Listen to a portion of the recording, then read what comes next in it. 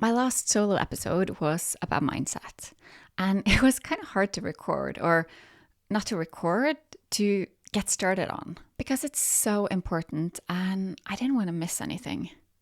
Once I was done, I was happy and I felt I'd covered the most important things. That is, until I went outside with my dog Sophie right after and realized that I'd missed important things. And the more I thought about it, the more I realized I had more to say. So here we go, Mindset 2.0. This is still sustainable photography, and I'm Ingvild Kolnes. What's important to note about mindset is that it'll stay the same even if your circumstances change. Meaning, if you don't feel like you have enough money, that's likely going to be the same even when you start making more. So you have to work on those thoughts. I'm going to use myself as an example here, so bear with me. You might relate to this, or you might have the complete opposite issues and mindset. Or maybe you have an issue with something else, like you feel like you're never getting enough clients or that you're not making any progress. But for me, my biggest mindset hurdle has been about spending money. I've been used to not having money for the longest time. I've been used to not being able to spend money on anything, especially not on myself or on anything that isn't necessary. So to me, not spending money is second nature, which is a little bit dangerous when you're running a business. And it's a bit sad since I'm holding myself back from enjoying life personally. In the more recent years, though, I have made money and I'm in a much better financial situation than I have been in the past. I can spend money, but it's still been a challenge. It's taken time to allow myself to spend money, and it's also taken work. But there's actually two parts to this. For my business, it's been a lot easier, and I started to invest a while back. So up until like 2019, 2020, I'd done pretty much everything in my business myself, except for a little bit of outsourcing here and there. But in 2020, I paid a branding expert, and I got a real brand. I paid a web designer to make me a beautiful website, and I got an actual course platform instead of just using a private Facebook group for my course. And to me, that was a real shift. Not because my spending was perfect. I did spend a lot on Facebook ads. That didn't give me much, for example, but that's all part of doing business. Some investments are good, others are more of a learning experience. The shift was that spending money and improving on my business meant that I was attracting more of the right clients.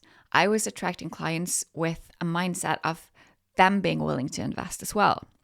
If I invest in help, in better services and higher quality, I know that what I put out there will come back to me. And if I skimp and save, I'll only get clients with that same mindset and way of thinking. Personally, though, it's been much harder, and it's only recently that things have started to get better. And I started with making small upgrades, small improvements, taking baby steps, like buying high-end sunglasses, for example. Before, I've only ever had sunglasses from H&M, and they cost like $7.99. And the reason was, of course, because I didn't really have any money, but also because I'd break them, lose them, sit on them, and spending more than $100 on sunglasses seemed like such a waste. But then I figured out I needed something better, something that had better protection and actually also something that looked better. And now, 1 or maybe even 2 years later, my sunglasses are always safe in their case. I haven't lost them or sat on them once. And it just really goes to show that buying something of value can definitely mean that you appreciate it more and you treat it better. And this is also why I want to challenge you to move away from the idea that if you want to be nice, you have to give away things for free or with a discount. You can still be a good person even though you charge your normal rates, no matter how well you might like someone. Or if you want to be liked by them. You gain more respect if you charge, and people will value what they pay for more. And when you make okay money, you can do nice things with your money.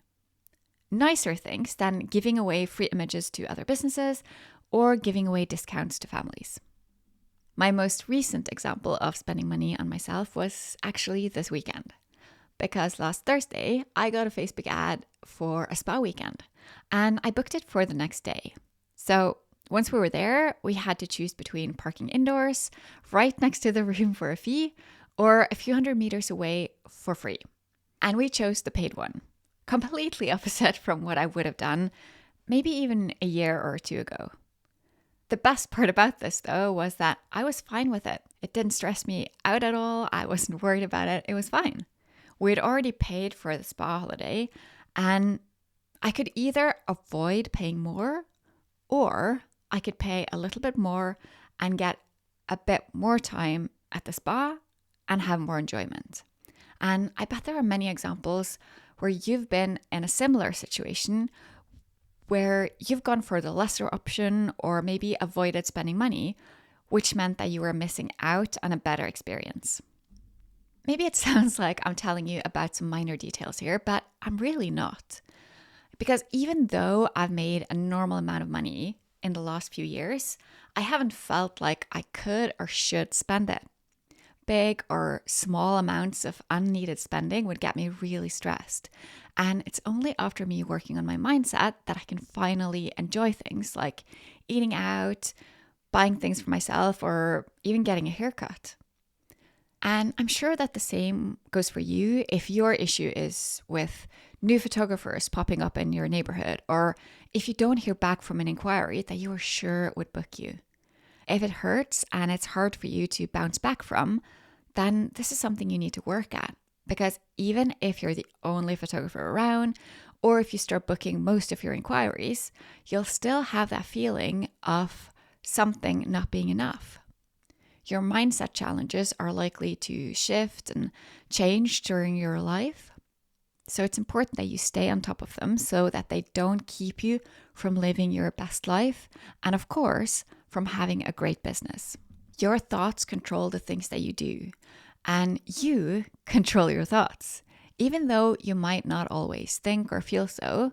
So do make sure that you get the workbook. You'll find it at ingvildkolnes.com/mindset so that you can work on and improve your mindset. If you're working from a place of enoughness, it'll get you so much further. And if you're stressed about not making enough money or bookings, that desperation can get picked up by potential clients. You have to find a way to believe that it's going to work. And if you can imagine yourself successful and then start making decisions from that place, you'll feel so much more calm and you'll make choices that'll serve you better. I know it sounds easy to say this, but I've shared my story now, or at least a couple of different stories, and I know that it can take a long time. But small steps over a long time period will get you to a much better place than if you don't take any steps at all. I know you can do this, and don't hesitate to send me a message if you need a little boost. You'll find me at Ingvild Kolnes on Instagram. Links in the show notes.